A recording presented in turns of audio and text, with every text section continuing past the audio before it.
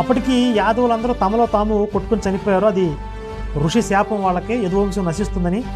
ఎందుకు నశించాలంటే అంత బలవంతులు భూమి మీద ఉంటే వాళ్ళని కంట్రోల్ చేసే శ్రీకృష్ణుడు కూడా లేకపోతే వాళ్ళు విధ్వంసం చేస్తారు కాబట్టి ఆ విధంగా యదువంశానికి ఒక ముగింపు ఇచ్చేశాడు శ్రీకృష్ణుడు. దానిలో భాగంగా యదువీరులందరూ నశించిపోయారు. తర్వాత బలరాముడు కూడా అవతారాన్ని చాలించి పరంధామానికి వెళ్ళిపోయాడు.